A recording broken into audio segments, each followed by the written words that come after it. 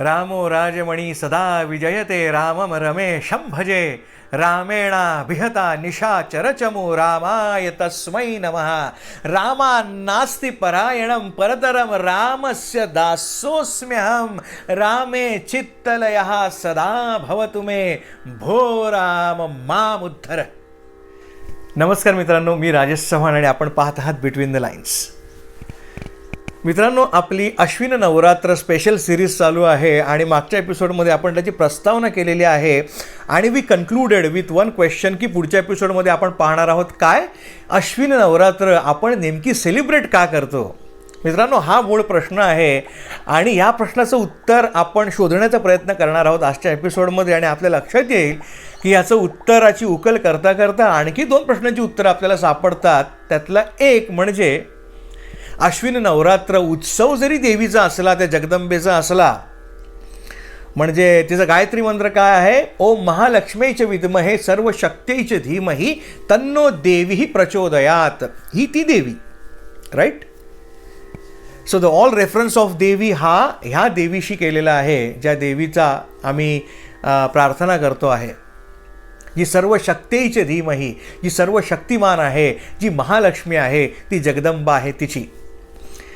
तर प्रश्न नंबर दुसरा असा होतो की आम्ही उत्सव साजरा करतो हे आई जगदंबेचा, परंतु ठिकठिकाणी आम्हाला काय दिसतं, तर आम्हाला रामलीला चाललेली दिसते, रामाची कथा चाललेली दिसते. तर रामाच्या कथेचा आणि ह्या अश्विन नवरात्रीचा काय संबंध, हा दुसरा प्रश्नाचं उत्तर आपल्याला आपोआप मिळणार आहे. आणि तिसरं, राम नाम आपण बघितलेलं आहे बऱ्याच एपिसोडमध्ये की राम नाम हे काय तारक नाम आहे, तारणहार आहे. राम बाण उपाय, राम नाम भेटलं की राम राम, जाताना राम राम.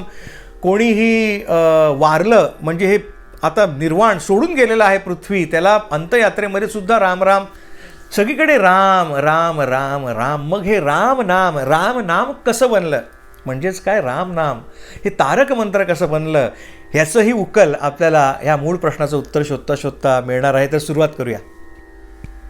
तर मित्रांनो, आपण पाहिलेलं आहे की ही जी नवरात्र आहे अश्विनमधली ती काय आहे, अशुभ नाशिनी नवरात्र आहे. म्हणजेच काय, अशुभाचा नाश करण्याकरता. मग अशुभ कुठे आहे, तर अशुभ आहे इथे रावण. तो रावण नावाचा राक्षस राजा, ज्याने घोर उपासना करून सामर्थ्य प्राप्त करून घेतलेलं होतं. काय की कोणाकडूनही त्याचा वध होणार नाही. There is nobody in this universe की जो त्याला मारू शकेल, त्याला ठार करू शकेल, त्याचा नाश करू शकेल. फक्त एकच तिकडे स्कोप होता की रावणाने ज्या काही वर प्राप्त करून घेतलेले होते, जे काही सिद्धी प्राप्त केलेली होती, त्याला इतर कुणीही मारू शकत नव्हता. फक्त मानवाकडून त्याला अवध्यत्वाचा वर प्राप्त झालेला नव्हता. म्हणजे एक मानव जो आहे तो रावणाला मारू शकत होता, परंतु ते तर होता राहिलं. कारण रावण एवढा बलाढ्य होता, एवढा पराक्रमी होता की कुठलाही सामान्य मानव त्या रावणाला कसा मुकाबला करू शकणार. त्याच्यामुळे रावण एकदम बिनधास्त होता. आणि जसं आपण बघितलेलं आहे कृष्ण जन्माच्या कथेमध्ये ते कंस आणि जरासंधाची जोडी होती, तशी इथे रावण आणि रावणाचा मातामह म्हणजे रावणाच्या आईचा वडील, आईचा पिता यांची जोडी होती. कोण होता तो, दैत्यराज दुर्गम. मुळात रावण कोण होता मित्रांनो, तर रावण हा विश्रवा नामक पवित्र ऋषीचा मुलगा होता. आणि हे विश्रवा ऋषी कोण, तर साक्षात ब्रह्मदेव पुत्र पुलस्त्य ऋषींचा पुत्र. म्हणजे या ब्रह्मदेवाने जेव्हा सृष्टी निर्मिती केली, तेव्हा सृष्टी निर्मितीसाठी त्यांनी जी तपश्चर्या केली, त्या तपश्चर्येतून, त्याच्या दृष्टीतून जे आहेत ते 10 कुमार मानवदेह जन्माला आले. आणि तोच ट्रेल आपण अजूनही फॉलो करतो. आपलं गोत्र कुठलं, माझं वसिष्ठ, तुझं काय कश्यप, आणखी काही. तर ते जे 10 कुमार मानवदेह जन्माला आले त्याच्यामधलाच एक पुलस्त्य ऋषी. आणि त्या पुलस्त्य ऋषींचा तितकाच पवित्र पुत्र विश्रवा. आणि या विश्रवा ऋषींचा पुत्र रावण. आणि रावणाची माता कोण, कैकसी, कैकेयी नव्हे, कैकसी ही त्या रावणाची माता. आणि ही कैकसी कोणाची कन्या, तर दैत्यराज दुर्गमाची ती कन्या. दैत्यराज दुर्गम आणि रावण म्हणजे काय, जरासंध आणि कंस. आता ही जोडगोळी कशी होती बघा.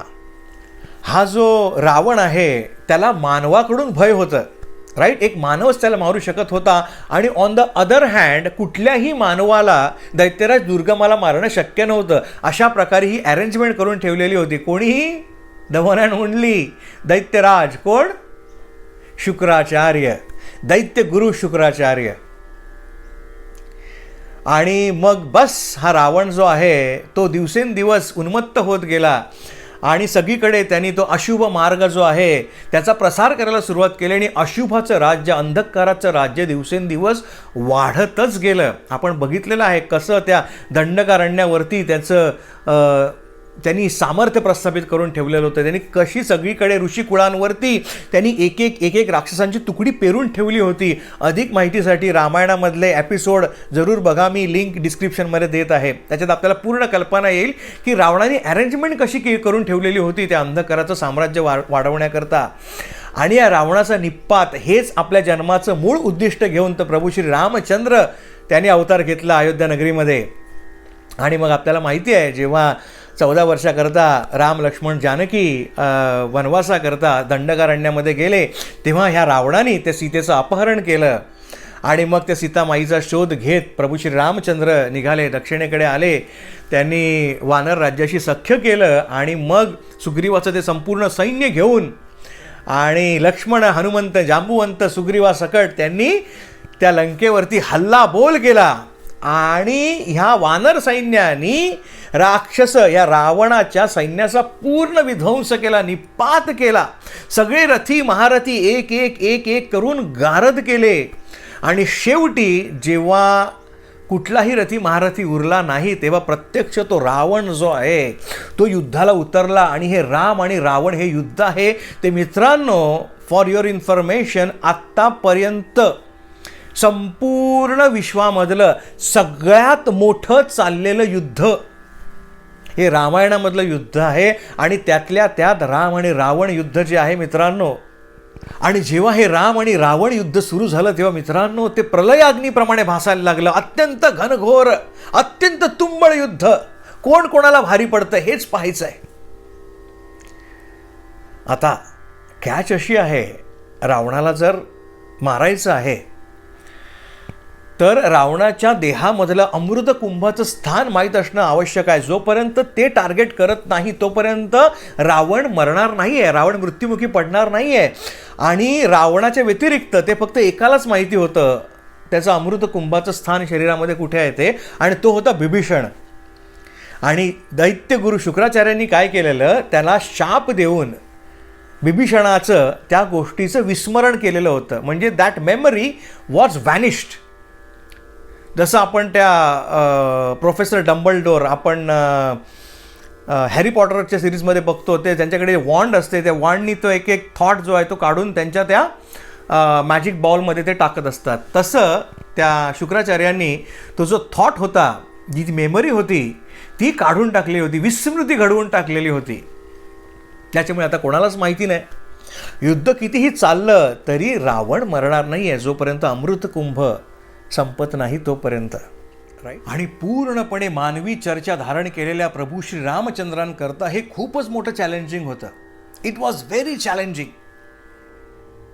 आणि आपल्याला माहिती आहे जेव्हा प्रभू श्री रामचंद्र संपूर्ण वानर सैन्यासकट ते रामेश्वरमला आले आणि आता इथून काय करायचं आहे, दुर्गम कार्य आहे, राईट.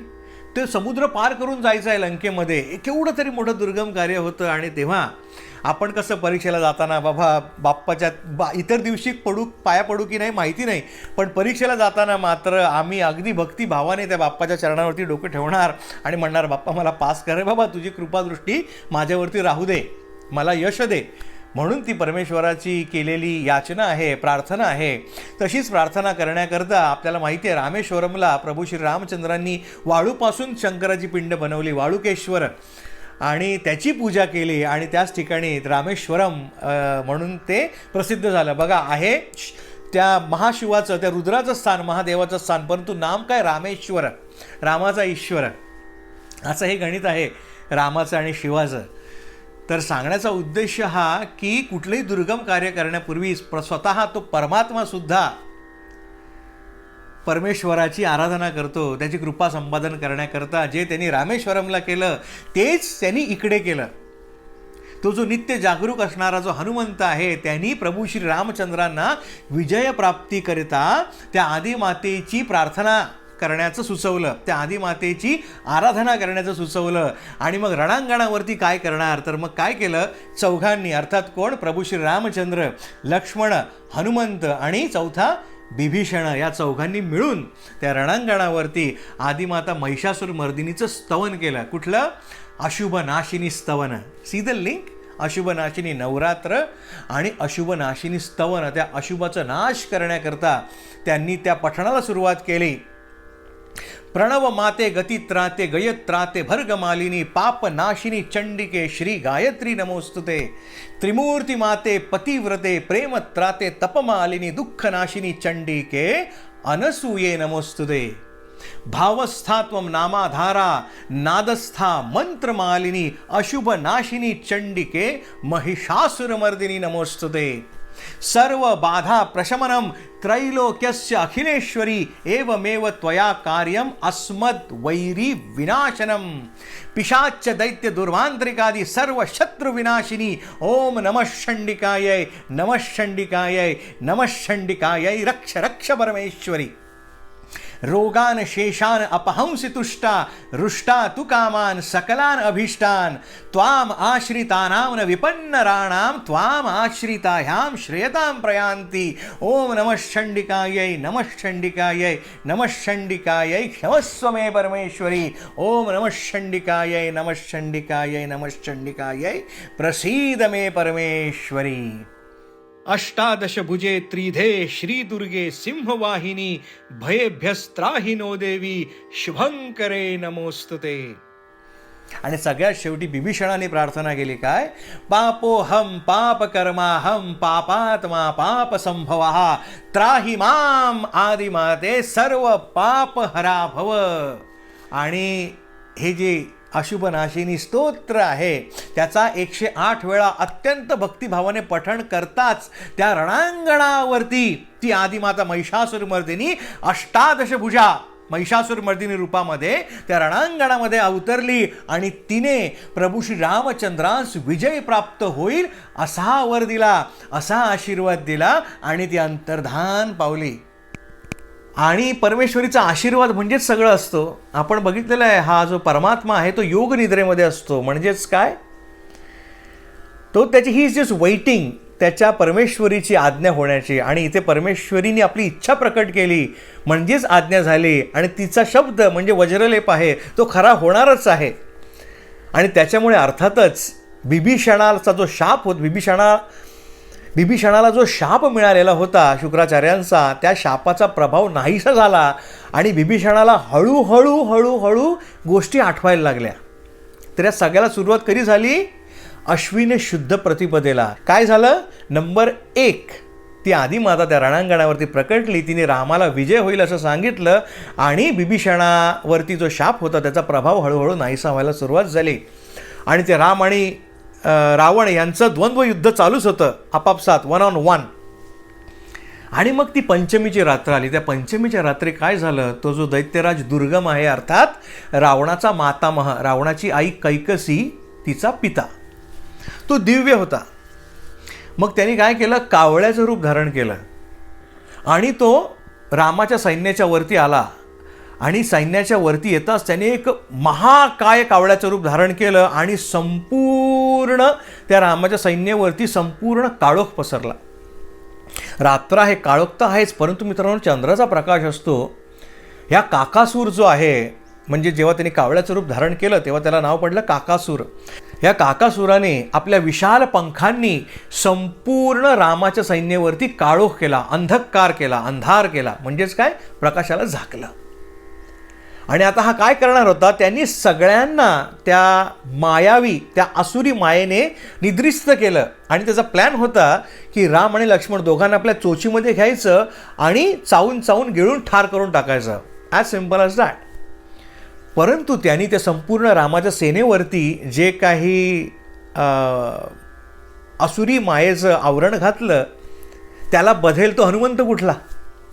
हनुमंतावरती त्याचा काहीही प्रभाव झाला नाही मित्रांनो. परमेश्वरी योजनाच ती होती. जसं रावण आणि त्याचा मातामह दुर्गम, तशी इथे जोडी काय मित्रांनो, पूर्ण मानव असलेला तो प्रभू श्री रामचंद्र आणि दिव्य स्वरूप असलेला तो महारुद्र हनुमंत, अशी जोडी होती. ही परमेश्वराने ऑलरेडी योजना केलेली होती. बॉस, उसके आगे कोई नहीं जा सकता, आप जितना भी शातिर व उससे ज़्यादा शातिर. तर हनुमंत त्या मायेमध्ये फसला नाही आणि त्यांनी मनोमन त्या आई जगदंबेची प्रार्थना करायला सुरुवात केली. आणि ती आई जगदंबा त्या अश्विन शुद्ध पंचमीला तिकडे अवतरली आणि तिने स्वतःच्या हातामधल्या परशुनी त्या काकासुराला छिन्न विच्छिन्न करून टाकलं, त्या काकासुराचा वध करून टाकला. आणि अशा प्रकारे राम लक्ष्मणावरती आलेलं संकट तिने परस्पर द्विधा करून टाकलं. आणि आणखीन एक गोष्ट तिने केली. काय केलं तर तिने ह्या राम रावण युद्धाचं लाईव्ह वृत्त त्या सीतामाईकडे, त्या जानकीकडे पोचवण्याकरता आपली कन्या म्हणजे कोण, आल्हादिनी म्हणजे कोण, ललिता, लीलाग्राही, त्या ललितेला पाचारण केलं आणि तिची योजना केली, तिची नेमणूक केली. कुठे? जानकीच्या इथे अशोक वनामध्ये. कशा करता? जसं आपण बघितलेलं आहे महाभारतामध्ये, तो संजय होता जो लाईव्ह वृत्त देत होता धृतराष्ट्राला त्या महाभारतामध्ये काय काय होतंय, तसंच ही लीलाग्राही, तशीच ही ललिता माता काय करत होती तर त्या जानकीला संपूर्ण वृत्तांत सांगत होती. आता काय चाललंय, इथून पुढे काय होणार आहे राम रावण युद्धामध्ये. आणि म्हणून ही जी पंचमी आहे अश्विन नवरात्रीमधली, तिला आपण ललिता पंचमी असं म्हणतो. तर ही झाली पंचमीची गोष्ट. त्यानंतर आली सप्तमी. सप्तमीला काय घडलं तर बिभीषणावरती जो शुक्राचार्यांच्या शापाचा प्रभाव होता तो पूर्णपणे नाहीसा झाला आणि बिभीषणाला रावणाच्या देहामधलं त्या अमृतकुंभाचं स्थान जे आहे ते अगदी अचूक आठवलं आणि त्यांनी ते श्रीरामास सांगितलं. आणि दुसऱ्या दिवशी अर्थात अश्विन शुद्ध अष्टमीला प्रभू श्री रामचंद्रांनी त्या अमृतकुंभाचा अचूक वेध घेऊन रावणाला ठार केलं, रावणाचा वध केला. आणि ज्या क्षणी प्रभू श्री रामचंद्रांनी रावणाचा वध केला तो अष्टमीचा सूर्यास्त आधीचा एक क्षण होता. आणि जरी सूर्य अस्ताला गेला तरी सगळीकडे संपूर्ण प्रकाशमान झालेलं होतं. का? कारण एकच मित्रांनो, कारण ती अष्टादशभुजा 18 हातांची ती महिषासुरमर्दिनी त्या ठिकाणी रणांगणात उतरली आणि तिच्या तेजाने रात्रीचा दिवस झाला होता. समस्त देवगण, सुरवर, ऋषीमुनी सगळे हर्षित झाले. कारण तो जो कर्दन काळ होता तो रावण जो होता त्रिभुवनांचा स्वामी होऊन बसलेला होता, 14 चौकड्यांचा तो सुलतान होऊन बसलेला होता, त्या रावणाचा निपात केला प्रभू श्री रामचंद्रांनी अष्टमीच्या दिवशी. आणि काय सगळ्यांना आनंद झाला. आणि ती महिषासुरमर्दिनी तिने काय केलं तर तिने प्रभू श्रीरामचंद्रांना आशीर्वाद दिला. काय तर तुझं नाम जे आहे त्याचा सदैव विजय होईल. प्रभू श्री रामचंद्रांचा आणि प्रभू श्रीरामाच्या नामाचा नेहमी विजय होईल. रामो राजमणीही सदा विजयते, रामम रमेशम भजे. आणि मग त्या अशुभनाशिनी महिषासुरमर्दिनी मातेने काय केलं तर जानकीला पाचारण केलं पहिल्यांदा. कारण हे सगळं मुळी घडलेच कशामुळे होतं तर जानकीचं अपहरण केलं त्या रावणाने आणि त्यामुळे पहिल्यांदा तिने जानकी मातेला पाचारण केलं. आणि काय केलं ते अष्टादशभुजा महिषासुरमर्दिनीच्या एका हातामधलं पानपात्र आहे आणि त्या पानपात्रामध्ये मधू आहे. ते मधू जे आहे ते तिने सगळ्यांना पाजलं. कोणाला? राम, लक्ष्मण, हनुमंत ह्या सगळ्यांना कशाकरता पाजलं? श्रमपरिहाराकरता. आणि तेच मधू तिने जानकी मातेला सुद्धा पाजलं. कशाकरता? तिचा एवढ्या महिन्यांचा उपवास सोडण्याकरता. ती जानकी माता एवढे महिने, जेवढा वेळ काळ ती त्या रावणाकडे होती, तिने पूर्णपणे एक तर ब्रह्मचर्य व्रताचं पालन तर केलेलंच होतं. कारण तिने कधी रावणाच्या डोळ्यात डोळे घालून सुद्धा पाहिलं नाही. जेव्हा कधी रावण तिकडे यायचा तेव्हा ती आपला पदर घेऊन अशी साईडला होऊन आणि हातामध्ये कोणीतरी एक साक्षी पाहिजे म्हणून ती गवताची काडी घेऊन ती रावणाशी बोलत असे. असा तो उपवास केलेला होता त्या जानकी मातेने. आणि तो उपवास जो आहे एवढ्या महिन्यांचा तो सोडण्याकरता साक्षात त्या आदिमातेने तिला आपल्या पानपात्रामधलं मधु प्राशन करायला सांगितलं. आणि मग जानकीने आपल्या एवढ्या महिन्यांचा तो उपवास सोडला. आणि बस मित्रांनो, अष्टमीचा दिवस हा जो आहे म्हणून आपण अष्टमीचा होम करतो. म्हणून नवरात्रीमध्ये अष्टमीला एवढं महत्त्व आहे. आणि मग सगळ्यांनी त्या आदिमातेचे आभार मानले, कृतज्ञता व्यक्त केली आणि ती आदिमाता परत एकदा अंतर्धान पावली. दुसऱ्या दिवशी अर्थात नवमीच्या दिवशी काय झालं तर त्या जानकी मातेने आपल्या सगळ्यांना माहिती आहे अग्निदिव्य केलं. तिने आपल्या सत्वाची आपल्या चारित्र्याची परीक्षा दिली आणि त्याकरता तिने काय केलं अग्नीवरती ती चालली. अग्नी हा एकदम पवित्र आहे, लपलपत तळपत तेज आहे आणि त्या अग्नीने सुद्धा हात टेकले आणि म्हणाला अरे ह्या मातेच्या सत्वाचं तेज जे आहे तिच्या पावित्र्याचं तिच्या चरित्राचं तेज जे आहे ते माझ्याही पेक्षा अधिक आहे, इथे मीच उणा पडलेलो आहे. आणि मग ती जानकी माता त्या अग्निपरीक्षेमधून 100% मार्कांनी पास होऊन पुढे आले आणि प्रभू श्री रामचंद्रांनी तो रामचंद्र त्यांनी कुठलंही कार्य असं उगाच केलं नाही, त्यांनी नेहमी जनमताचा विचार केला आणि म्हणूनच प्रभू श्री रामचंद्रांचं राज्य अजूनही म्हटलं जातं. अजून एक कशाची उपमा दिली जाते रामराज्याची. तर राजा राम हा प्रजाहितदक्ष राजा होता आणि प्रजेचं मत त्याच्यासाठी खूप महत्त्वाचं होतं आणि म्हणून त्यांनी सीतामातेला अग्निदिव्य करायला लावलं. And Sitamai she came out in the flying colours आणि त्याच्यानंतर प्रभू श्री रामचंद्रांनी तिचा पुन्हा एकदा आपली पत्नी म्हणून स्वीकार केला. बघा प्रभू श्री रामचंद्र म्हणजे एक पत्नी. राजा दशरथालाही सुद्धा अनेक पत्नी होत्या आणि त्यातल्या 3 आपल्याला माहिती आहेत, राईट? कौसल्या, सुमित्रा आणि कैकेयी. आपल्याला बाकीच्या पत्नीची नावंसुद्धा माहीत नाहीत, परंतु स्वतः राजा असून सुद्धा प्रभू श्री रामचंद्रांनी काय शपथ घेतली की मी एक पत्नी राहणार आणि ते एक पत्नीच राहिले शेवटपर्यंत. असं हे प्रभू श्री रामचंद्रांचं आपल्या पत्नीवरचं सुद्धा प्रेम ते सुद्धा एकमेव अद्वितीयच आहे. आणि मग ते दोघेही त्या थॉनवरती बसले अयोध्या नगरीच्या. आणि नवमीच्याच दिवशी मित्रांनो काय झालं तर आपल्या ह्या मातेची कृतज्ञता व्यक्त करण्याकरता प्रभू श्री रामचंद्र, हनुमंत, लक्ष्मण आणि माता जानकी यांनी मिळून काय केलं तर ह्या आदिमातेचं पूजन केलं, वज्रमंडल पीठ पूजन केलं. आणि या पूजनाकरता आता तेव्हा काही असं नव्हतं की झालं गेले कुठली लगेच पटकन मूर्ती बनवून आणली आणि केलं, तर तेव्हा स्वतःच बनवायचं. तर हनुमंतांनी मेणापासून ती आदिमाता महिषासूर मर्दिनीची ती मूर्ती बनवली आणि मग त्या मूर्तीवरती या चौघांनी मनोभावे पूजन केलं. आणि नवमीला झालेलं हे पूजन, अष्टमीला झालेला रावणाचा वध ती महिषासूर मर्दिनीची प्रकटली, पंचमीला ललिता पंचमीची स्थापना आणि प्रतिपदेला जेव्हा ती प्रत्यक्षतः रणांगणावर उतरली, ह्या सगळ्या घटनांमुळे अश्विन शुद्ध प्रतिपदेपासून ती अशुभ नाशिनी नवरात्र करण्याची प्रथा सुरू झाली मित्रांनो. तर ही आहे ह्या नवरात्री सुरू होण्यामागची खरी कथा, अगदी प्रतिपदेपासून ते नवमीपर्यंत. आणि आपण पाहिलेलं आहे दसरा, दशमी, विजयादशमी काय आहे या दिवशी आयदर 2 गोष्टी करतो आपण, एक तर सीमोल्लंघन, विजयादशमी विजय झालेला आहे, वी मूव्ह अहेड, आपण ती लिमिट जी आहे ते क्रॉस करून पुढे सरकतो, किंवा सिंहावलोकन, आपण पाहतो मागे वळून कुठे कमी राहिलेली आहे आणि ती सुधारतो.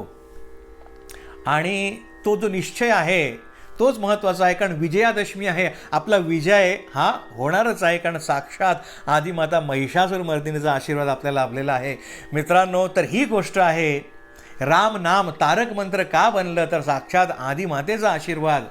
आपण अश्विन नवरात्र का सेलिब्रेट करतो तर त्याचं मागचं ही सगळी घटना आहे रामायणामधली. आणि म्हणूनच या अश्विन नवरात्रीमध्ये जिथे तिथे ठाई ठाई आपल्याला काय दिसतं, रामलीला, त्या रामाचं चरित्र आपल्याला पाहायला मिळतं. कारण रामाचं चरित्र आणि ही रामवरदायिनी दुर्गा यांचं एक अतूट नातं आहे. आणि म्हणूनच आपण रामलीला आणि रामाच्या कथेचा आस्वाद, कोणी रामायणाचा पाठ या दिवशी करतं, नवरात्रीमध्ये करतं सॉरी. तर मित्रांनो ही आहे गोष्ट. आय होप आपल्याला एपिसोड आवडला असेल तर लाईक जरूर करा, शेअर करा आपल्या आप्तांबरोबर आणि बिटवीन द लाईन्सला सबस्क्राईब करा. Thanks for watching. काळजी घ्या. राम राम.